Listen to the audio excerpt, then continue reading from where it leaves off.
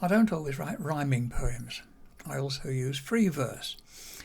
Or quite often, I like to break the rules a bit, and I use what I call a hybrid free verse, in which there are rhymes, but they don't fall into any particular pattern or rhythm. They're just there as echoes and little links. That's what happens in this poem here. Also say at this point, one of these techniques I always use whenever I write a poem of any sort is that I read it aloud.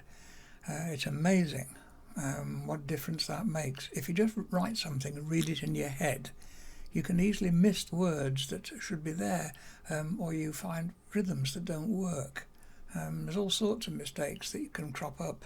If you read it aloud, you tend to find all those problems, and you also hear whether it works or not. Anyway, so that's what I did with this poem. So this is what I call a hybrid free verse. It's mostly free verse, but listen for the occasional rhyme that's bouncing around in there. Okay, it's called Dragon at Bay. Like a kitten in a corner, shivering in fear, the dragon cowered, trying to become invisible for fear of being seen. Its wings folded, its whole body squeezing into a space barely big enough for its size.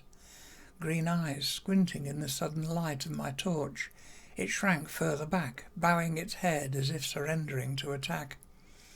I reached out my hand, feeling its skin so cold as to be freezing, the blood in its veins so old that life itself was dying.